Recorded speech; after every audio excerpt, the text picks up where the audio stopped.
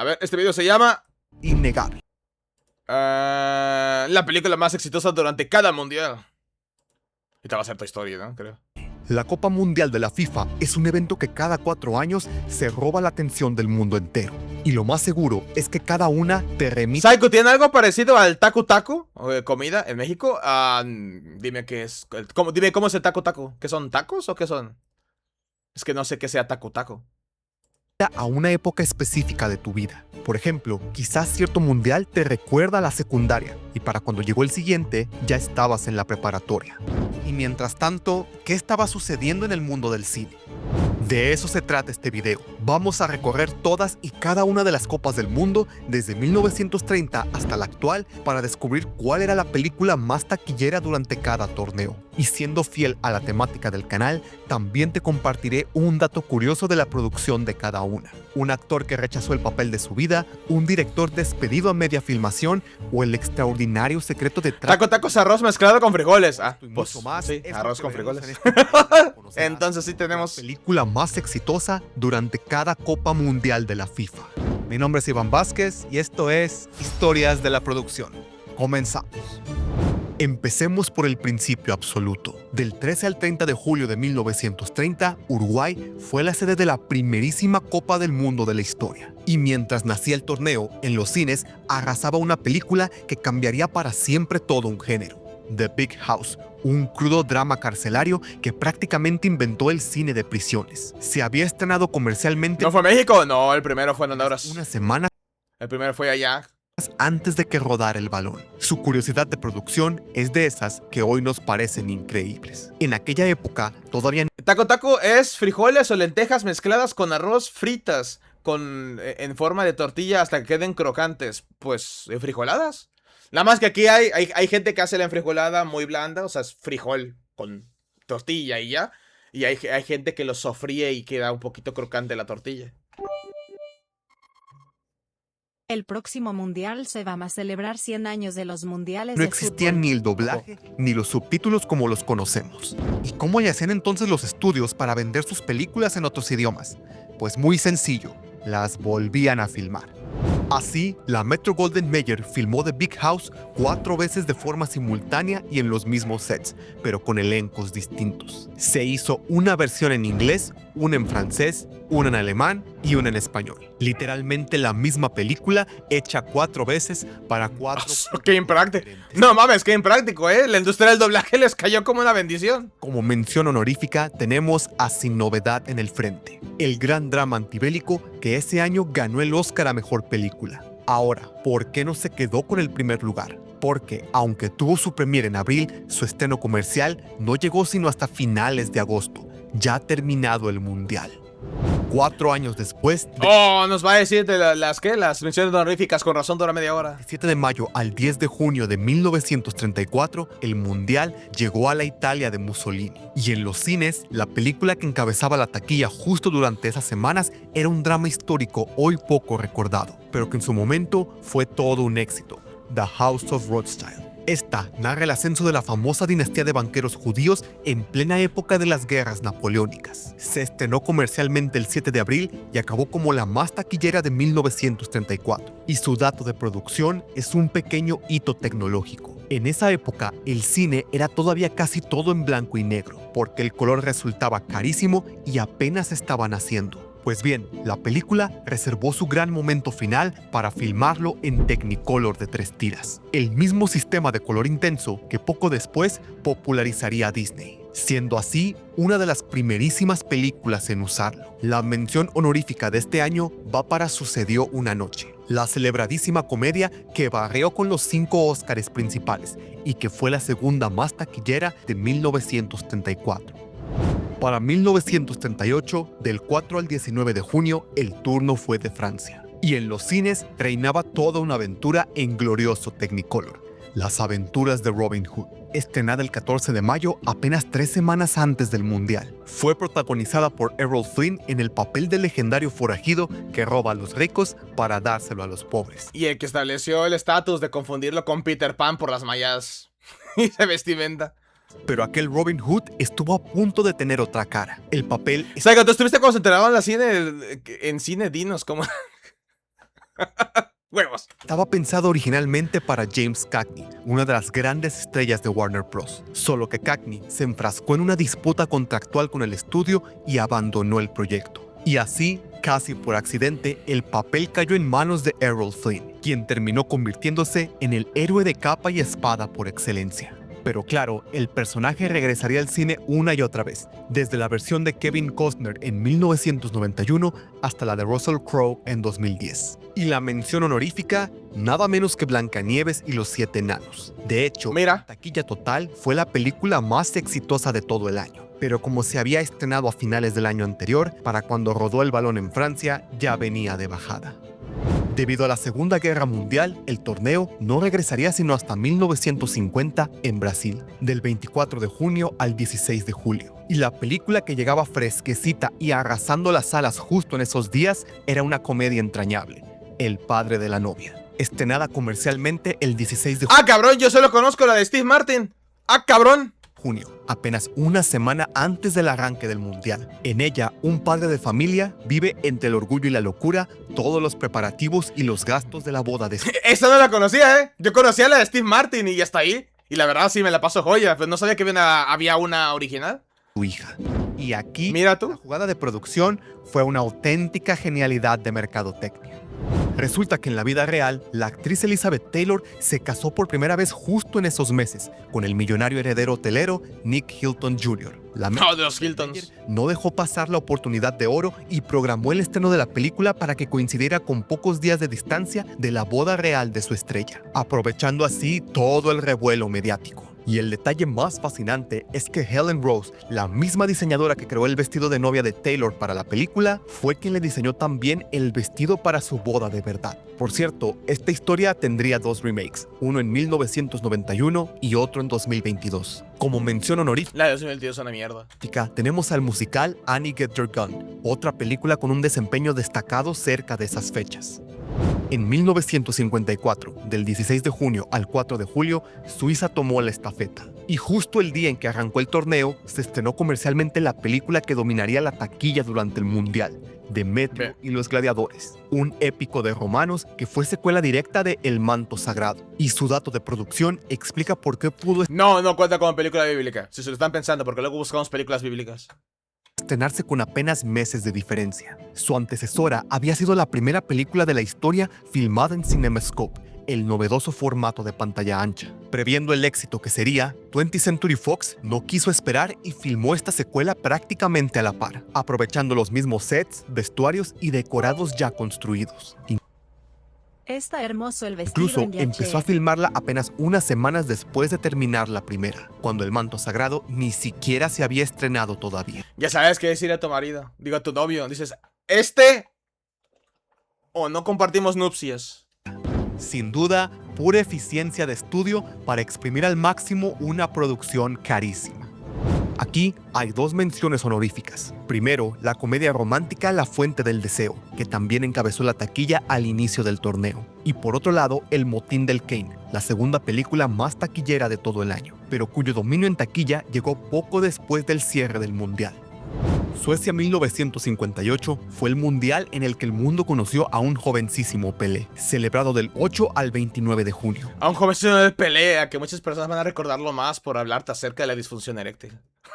Yo lo recuerdo más por eso que por sus hazañas. La película más taquillera durante esas fechas fue el musical South Pacific, una historia de amor ambientada en una isla del Pacífico Sur durante la Segunda Guerra Mundial. Se estrenó el 19 de marzo y su enorme éxito... Senska dice que no tienen directas, captado. No tienen directas, somos pendejísimos con las indirectas. Dile directamente, ¿es esto o nada? Durante meses. Su detalle de producción más recordado es también el más criticado: los filtros de color. El director Joshua Logan quería usar filtros de colores durante las canciones para lograr cambios sutiles de ambiente, pero a 20th Century Fox se le pasó la mano y los volvió extremos, bañando escenas enteras en intensos amarillos, morados y verdes. El resultado fue tan llamativo que la crítica no se lo perdonó. Como mención honorífica tenemos a El Puente sobre el Río Kwai, el épico bélico de David Lean. Esta fue la verdadera película más taquillera de 1958. Sin embargo, se había estrenado a finales de 1957 y su punto más alto fue meses antes del Mundial.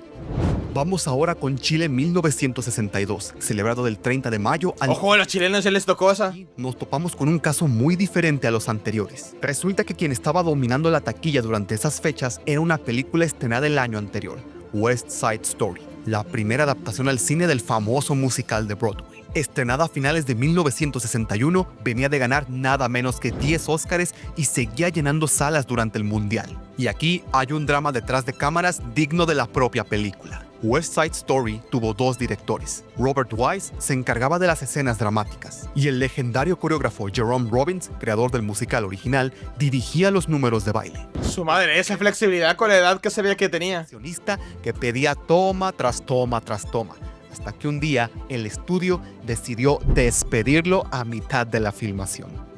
Lo interesante es que aún así, su trabajo fue tan brillante que terminó compartiendo el Oscar a Mejor Director. Y en 2021, nada menos que Steven Spielberg dirigió su propia adaptación de West Side Story. En cuanto a la mención honorífica, tenemos a That Touch of Mink, una película que dominó varias semanas la taquilla justo después de acabado el Mundial. Entre el 11 y el 30 de julio de 1966, el Mundial llegó finalmente a la cuna del fútbol, Inglaterra, el cual por cierto es el único que han ganado. Y mientras tanto en los cines, un drama demoledor basado en una obra teatral, ¿Quién teme a Virginia Woolf?, donde un matrimonio se destroza a base de crueldad verbal durante una larga noche de copas. Y vivimos a blanco y negro, para que sea un poco más económica. Se estrenó el 21 de junio y dominó la taquilla durante... Dice, no está chido el remake de West Side Story, no le llega. Ay, sí te voy a creer, porque nunca me ha llamado muchísimo a mí los musicales, así que no.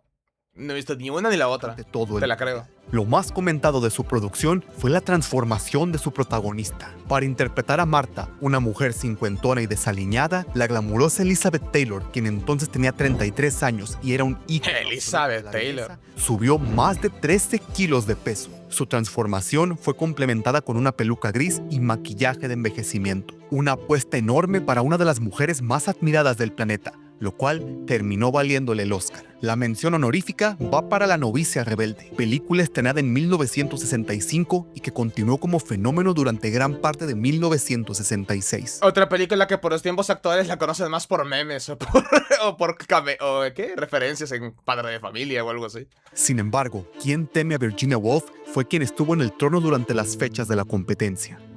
La siguiente Copa del Mundo fue la primera de 3 en llegar a ni más ni menos que mi querido México. Celebrada del 31 de mayo al 21 de junio, México 1970 es para muchos el mundial del mejor Brasil de la historia. Nuevamente, la película que estaba más fuerte en la taquilla durante esas semanas venía del año anterior. Una comedia que retrataba como ninguna el espíritu de su época, Bob y Carol y Ted y Alice. Mira que tener una película un año completo en el cine. Estrenada comercialmente el 8 de octubre de 1969, tuvo una carrera tan larga y exitosa que para el verano de 1970 seguía dominando las salas. Y su curiosidad de producción es una apuesta que salió redonda. La protagonista, Natalie Wood, llevaba 3 años alejada del cine tras una racha de fracasos y necesitaba con urgencia un éxito. Estaba tan convencida de que esta película lo sería que tomó una decisión arriesgadísima. En lugar de cobrar su sueldo habitual de unos $750,000, prefirió quedarse con un porcentaje de lo que la película recaudara. Y la jugada le salió de maravilla. La cinta fue un enorme éxito y Natalie Wood terminó embolsándose alrededor de $3 millones. Es decir, unas 4 de ese tiempo. Y de paso, resucitó su carrera. La mención honorífica va para Airport, la película más taquillera de 1970 que reinó durante buena parte del año, mas no durante las fechas mundialistas. En 1974, el Mundial se llevó a cabo en la entonces Alemania Occidental, del 13 de junio al 7 de julio. Y una vez más, la película que dominaba las salas venía desde finales del año anterior, pero su éxito fue tan descomunal y duradero que volvió a encabezar la taquilla El extortista en las semanas del Mundial. Hablamos de la famosa película de terror El Exorcista. Mira que tenés a madre un año completo. Y allá con los alemanes. Un fenómeno como pocos en la historia del cine. Y su director, William Friedkin, era un obsesivo del realismo, lo que nos deja una de las anécdotas de rodaje más célebres del género. Para que en pantalla se viera el aliento helado y real de los actores durante el exorcismo, el hijo de puta les bajó la temperatura ahí. Friedkin mandó a refrigerar por completo el set del dormitorio con unidades de congelación industrial. O sea, imagínate esa madre. O sea, sí, se la mamó. Y luego nos quejamos del pobre inocente. Natalie Wood es una pena. Su vida es el mayor ejemplo de abuso infantil por parte de la industria y padres. También murió por accidente en un yate con su marido. Y luego empezaron a cuidar más a los actores. Y luego de ahí. O sea, este cabrón. No sabía ese detalle. Muchas gracias, Sesca, por compartirlo. Este cabrón básicamente comenzó con los, con los sindicatos de actores. Bajando la temperatura hasta unos 30 grados bajo cero. El equipo trabajaba con abrigos gruesos, mientras que a los pobres actores les tocaba aguantar aquel insoportable frío. Como menciones honoríficas tenemos a The Lords of Flatbush, la cual tuvo un gran desempeño durante las primeras fechas del Mundial. Con un Stallone antes de saber cómo actuar. Y a The Sting, que al igual que El Exorcista, se había estrenado en 1973 y continuó arrasando durante 1974. Ajá, esa película de Mago de Oz. Sí, Pero sí. su reinado Buena nota. murió semanas antes de la Copa del Mundo. Seguimos con Argentina 1978, un mundial tan polémico como inolvidable. Se celebró del 1 al 25 de junio y por mitades de la competencia se estrenó la película que acabó siendo el número 1 del año, Vaselina, la adaptación del musical ambientado en los años 50. De las pocas películas de musicales que acabé de ver, porque mi madre la vio como 60 veces mientras iba creciendo.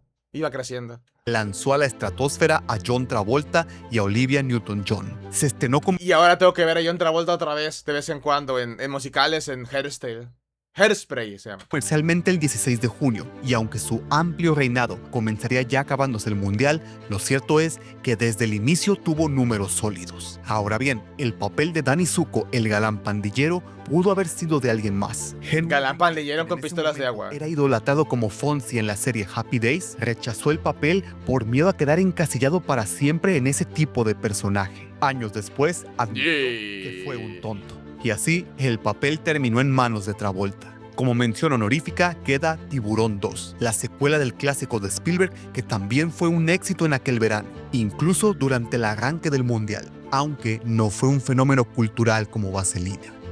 Continuamos con España 1982, celebrado del 13 de junio al 11 de julio. Y aquí el Mundial y el cine Yo nazco en el siguiente. a la perfección, porque justo el día que arrancó el torneo se estrenó una de las películas más queridas de todos los tiempos, E.T. el extraterrestre. La película arrasó con la taquilla durante prácticamente toda la competencia. Y por supuesto, ¡Oh! E.T. se llama extraterrestre. Extraterrestre. En inglés y en español. ¡Oh! Por eso se llama E.T. acabó como la número 1 del año. Su secreto de producción explica por qué las actuaciones de los niños se sienten tan auténticas. El director Steven Spielberg filmó la película casi en orden cronológico, para que los pequeños actores fueran formando un vínculo genuino conforme avanzaba la historia. Para cambiar un poco la dinámica, en esta ocasión haré dos tipos de menciones honoríficas. ¡Ah, mamón! La primera va para dos películas que estuvieron compitiendo fuertemente en taquilla durante aquellas fechas, Rocky 3 y Star Trek 2, La ira de Khan. Y la segunda es un poco lo opuesto. Dos películas que se estrenaron de hecho el mismo día, pero que acabaron siendo un fracaso comercial en su momento. Blade Runner Yo y The Thing. identifico más a La razón Travolta por la como que he un decidido villano de mencionarlas Carrie o la voz de un bebé o porque es gay. es porque a pesar de su fracaso, La voz de un bebé. ¿La voz de un bebé? ¿Cuál es esa? Querida. ¿Cómo se llama? Mira quién habla. La voz de bebé es la que dices tú, ¿no? con el tiempo, ¿O cuál? se convirtieron en dos de las cintas de culto más veneradas de la ciencia ficción. En 1986, México se convirtió en el primer país en repetir como sede mundialista. Ojo, ese año llegó Psycho, su venerado Psycho al mundo. Entre el 31 de mayo y el 29 de junio, el mundo fue testigo de la mano de Dios y de la mejor versión de Maradona. Aquí la cosa estuvo un poco más apretada, pero he escogido como ganador a una película que no solo tuvo un gran desempeño durante ese periodo, sino que fue la más taquillera de ese año. La segunda más involuntariamente gay. Gun, con un jovencísimo Tom Cruise como el temerario piloto Maverick. Se estrenó el 16 de mayo y continuó triunfando durante varios meses. Para lograr esas escenas aéreas usaron aviones de caza F-14 reales de la Marina, que cobraban como $8,000 por cada hora de vuelo. Pero la mejor anécdota sucedió a bordo del portaaviones USS Enterprise. El director Tony Scott quería filmar a los aviones a contraluz del atardecer, pero el capitán del barco cambió el rumbo y le arruinó la iluminación. Cuando le dijeron que girar el portaaviones de vuelta costaría $25,000, Scott, sin dudarlo, le firmó al capitán un cheque personal por esa cantidad ahí mismo. ¡Toma! ¡Cállate y gira el carro! ¡Gira la nave! ¡Órale! Literal, le aventó dinero a la cara. Con tal de conseguir 5 minutos más de rodaje con la luz correcta. Menos mal que la película acabó siendo un éxito. De lo contrario, a lo mejor el director se habría arrepentido de aquella decisión tan impulsiva. Y como menciones honoríficas quedan Karate Kid 2 y Cobra, dos películas que llegaron a ser número 1 durante aquellas fechas, pero que no terminarían teniendo el mismo éxito que Top Gun. En 1990, Italia volvería también a repetir como sede entre el 8 de junio y el 8 de julio de aquel año. En esta ocasión, el criterio para elegir al ganador es parecido al anterior. La película más taquillera de aquel año fue Ghost, pero esta llegó poco después del término del torneo. Así que el ganador es otro de los mayores éxitos de aquel año con un desempeño destacable durante el Mundial. Se trata de otra película reconocida dentro de la ciencia ficción, estrenada comercialmente el 1 de junio, Total Recall con Arnold Schwarzenegger. Y la curiosidad justo tiene que ver O con el Vengador del Futuro, como se conoce por aquí. Así como Psycho, llega Senki y lo golpea con beats para ver un vídeo de coreanos perturbador. él. El productor Dino De Laurentiis lo había Ya se acabaron los coreanos, para el creo. papel porque no lo veía creíble como un hombre común y corriente. Pero cuando la empresa del productor quebró, Schwarzenegger hizo un par de jugadas. Primero, convenció a la productora Carolco Pictures de comprar el proyecto en cuestión de horas. Luego, contrató al director Paul Verhoeven y finalmente, la película terminó filmándose en los estudios Churubusco de la Ciudad de México. Así, Ah, cabrón. una de las películas más icónicas de Schwarzenegger se filmó justo aquí en México. Esa no me la sabía. En 2012 se estrenó una nueva versión de Total Recall, esta vez protagonizada por Colin Farrell. Y como menciones honoríficas de aquel año quedan Dick Tracy y Duro de Matar 2, dos exitazos que estuvieron compitiendo muy de cerca durante ese verano. En 1994, el Mundial finalmente llegaría al país. Dick Tracy, ¿cómo la gente olvidó a Dick Tracy? Para un clip de 40 segundos de Natalie Wood de una película que hizo de niña. PD, nope. Pasa de qué hacen los coreanos. Ya terminamos las coreanas. De donde surgen la gran mayoría de nuestras películas favoritas, Estados Unidos, celebrándose del 17 de junio al 17 de julio. Y tras una semana de competencia, el 24 de junio Ya que llegó a sale los la cines acotación un Top Gun, auténtico Tú y fenómeno. Jim DJ juegan voleibol semidesnudos en la playa de Veracruz para luego montar sus vehículos de forma fálica. Mira, qué genial, ¿eh? Sobre todo porque tenemos músculos sudorosos. El Rey León, Rey León. película animada de Disney inspirada en Hamlet. Su mayor reto técnico fue una sola escena: la estampida de los News. Al equipo de animación le tomó más de 2 años y los obligó a desarrollar un software nuevo de imágenes por computadora. Ese programa incluía un sistema de evasión para que los cientos de news generados digitalmente se esquivaran entre sí en el último instante y no chocaran, justo como pasaría en una estampida real. Y bueno, en 2019, Disney estrenó una nueva versión con animación fotorrealista. En cuanto a la mención honorífica, tenemos a Forrest Gump, el otro gran fenómeno de ese año. Qué buen que dijo animación fotorrealista. Mucha gente sigue diciendo live actions, incluyendo yo de vez en cuando. Incluso superó Pero al menos yo pongo las comillas. un poquito a El Rey León en la taquilla de Estados Unidos, aunque a nivel mundial el león se quedó con la corona. Continuamos con la tercera ocasión en que un país repitió como sede. Francia 1998, torneo disputado del 10 de junio al 12 de julio. Y el 1 de julio, durante la recta final de la competencia, llegó la que sería la película más taquillera estrenada ese año. Armageddon.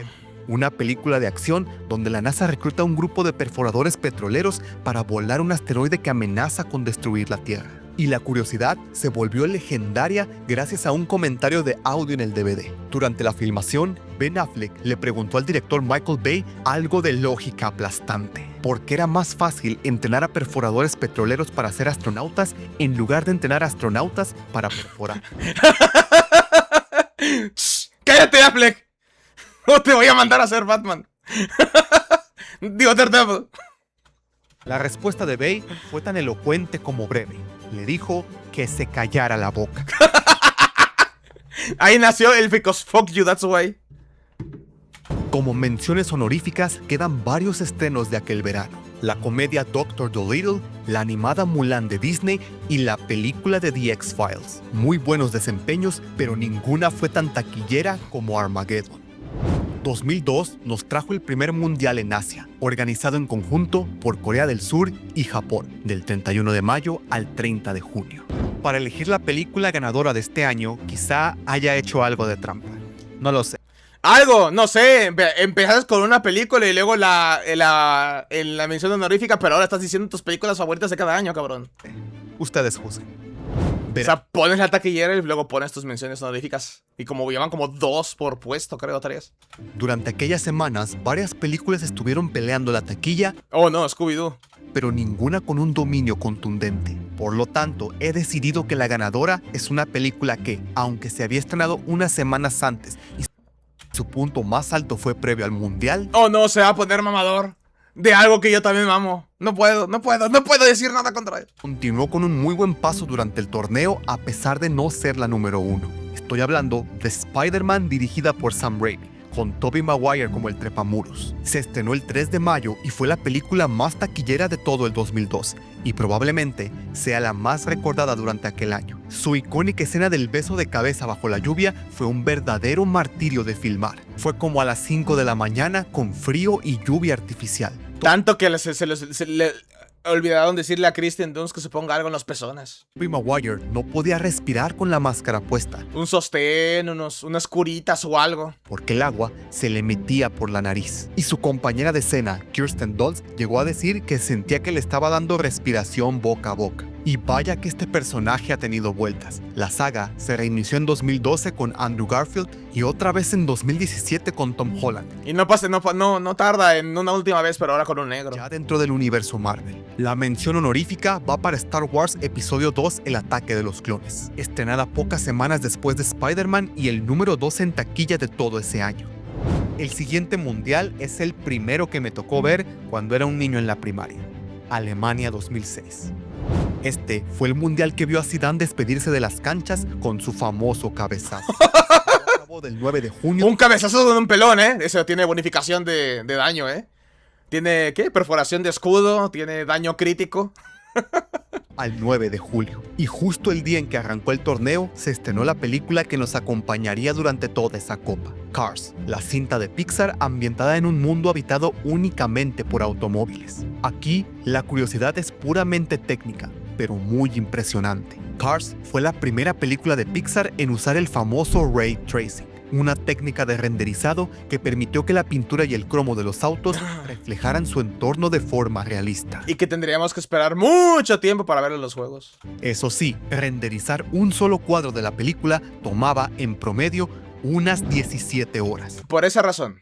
La mención honorífica es Piratas del Caribe, El cofre de la muerte. De hecho, en taquilla total fue la película más exitosa de todo. Me pica el culo. Pero se estrenó casi al final del mundial, mientras que Cars estuvo en cartelera de principio a fin del torneo. Continuó Debería dar números. Dijo el italiano, que se había echado a su hermana, y lo hacía mal. Por eso le dio el cabezas. con el primer mundial en suelo africano, Sudáfrica 2010, del 11 de junio al 11 de julio. Y una semana después del arranque del torneo, en los cines, otra de Pixar se llevaba la corona. Toy Story 3, con Andy a punto de irse a la universidad y sus juguetes perdidos por error. ¿Cuál era la otra de Pixar que se había llevado la otra corona? O sea, Disney fue la del Rey León, pero esta es la primera de Pixar que se lleva la corona en una de... en mundialista, ¿no? ¿O hubo otra? Que estoy perdiendo. Ah, Cars, sí, perdón. Es que luego se olvida que confundo Cars con Planes y Planes de Disney. Mire si fue real. Ah, vale. Sí, el Cars luego lo confundo con Planes y Planes sí fue de Disney. En una guardería. Y pocos saben que esta película estuvo a punto de ser completamente distinta. Cuando Disney y Pixar rompieron sus negociaciones a mediados de los 2000, Disney montó su propio estudio llamado Circle 7 para hacer secuelas de las películas de Pixar sin Pixar. Ahí desarrollaron su propia Toy Story 3, en la que un Buzz Lightyear defectuoso era enviado por accidente a una fábrica de juguetes en Taiwán y los demás juguetes iban a rescatarlo. Pero cuando Disney finalmente compró Pixar, ese guión se fue directo a la basura y Pixar hizo la suya desde cero. Como mención honorífica queda Crepúsculo, la saga Eclipse, que también fue un enorme fenómeno de taquilla de aquel verano. Y además, Pero no lo digas con entusiasmo, pon la voz un poquito chocante. aprovecho para mencionar Muchas relaciones acabaron ahí diciendo, y me tienes que acompañar a ver Crepúsculo. Y muchos prefirieron terminar la relación ahí. Si Dati me hubiese insistido a ver Crepúsculo, ahí termina la relación. Afortunadamente Dati tenía un mejor amigo y con el que habían pactado a ver las películas de Crepúsculo y yo no vi ni una. Hasta la fecha sigo sin ver una película completa de esa mierda. Y planeo quedarme así. a una de mis películas favoritas, Inception de Christopher Nolan, la cual llegó y reinó justo en las semanas posteriores al término del Mundial. El siguiente Mundial es uno que a nosotros los mexicanos nos dolió bastante. Me refiero, claro, a Brasil 2014. Entre el 12 de junio y el 13 de julio, el mundo fue testigo de momentos inolvidables como el infame no era penal y el humillante 7-1 de Alemania sobre el anfitrión. Y mientras tanto, en los cines mandaban los robots gigantes con Transformers: La Era de la Extinción. La cuarta entrega No mames, ¿neta? se estrenó el 27 de junio, ahora con Mark Wahlberg Sí, cierto, se había olvidado que esas películas eran... Todo el mundo las odiaba, pero todo el mundo las al veía. frente del elenco. Su curiosidad es un verdadero hito Psycho, ¿puedo cambiar mi película por 4 caps de las metaleras lesbianas y un opening que extra noise? técnico, ¿Cómo qué? ¿Extra Noise? ¿Qué es eso? pues fue la primera ¿Extra Noise? ¿Cuál es eso? película de la historia filmada con las nuevas cámaras digitales IMAX 3D, mucho más pequeñas y manejables que las voluminosas cámaras IMAX tradicionales. ¿Tu película cuál? ¿La de los mundiales? Sí, hazlo. La de la familia del barrio.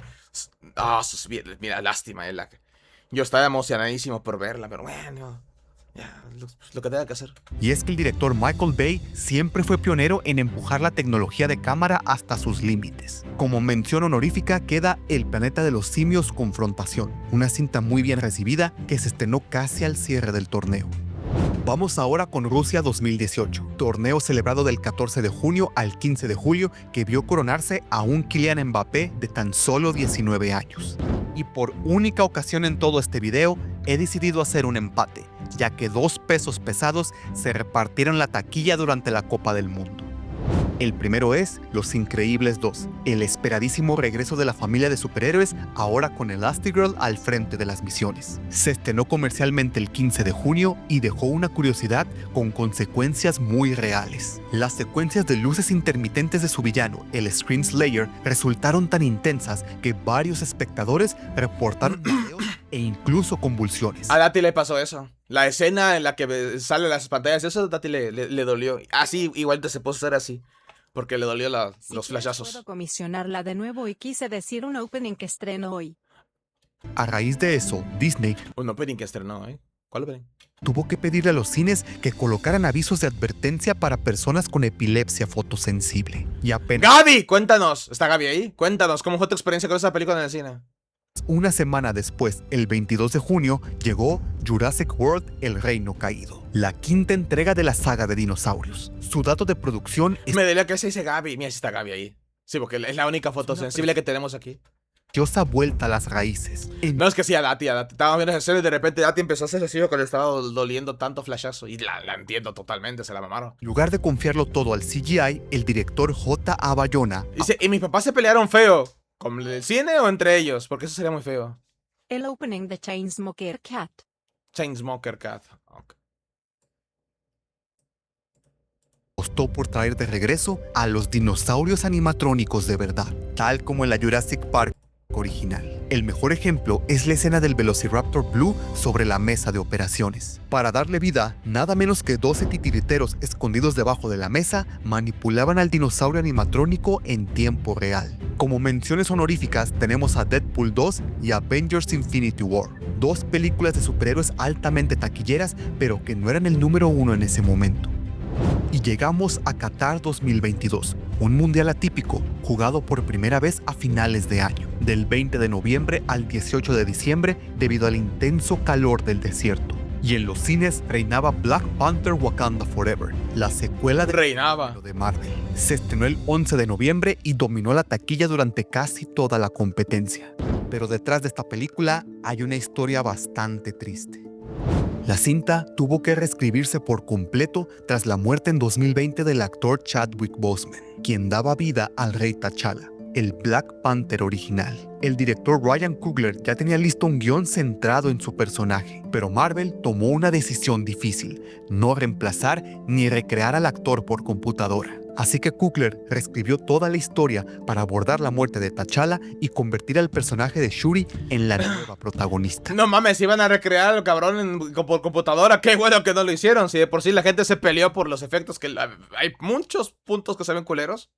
Y la mención honorífica de este año es enorme: Avatar: El Camino del Agua, que se convertiría en una de las películas más taquilleras de la historia, pero cuyo estreno fue casi al final del torneo, mientras que Wakanda Forever fue número 1 durante casi todas las fechas del mundial. Vamos, suelta la otra, ya tienes datos suficientes. Suelta la de este año. Antes de pasar al último torneo, te invito a que dejes un like en este video si te ha parecido interesante.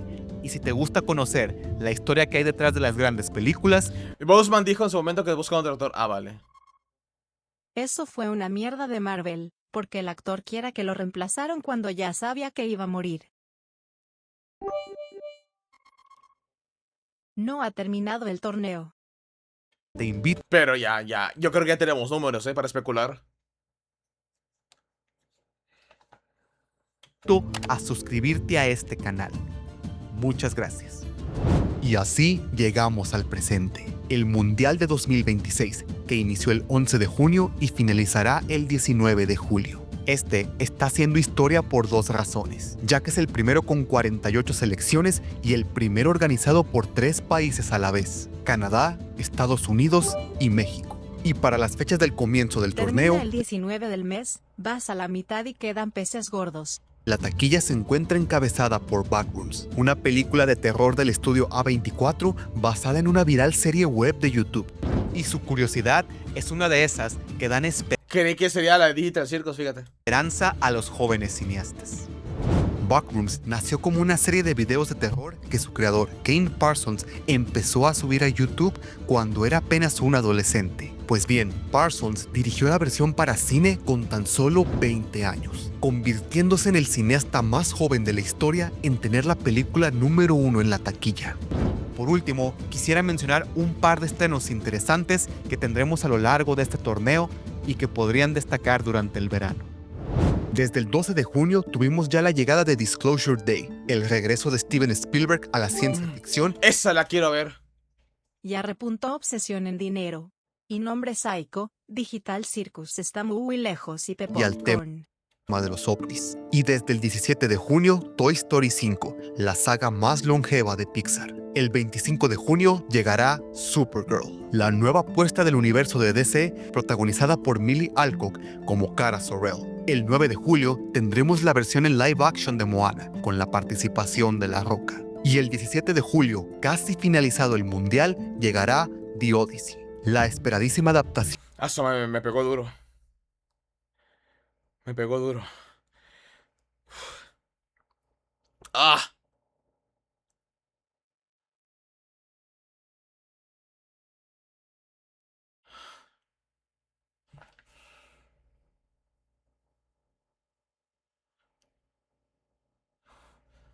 No, es que...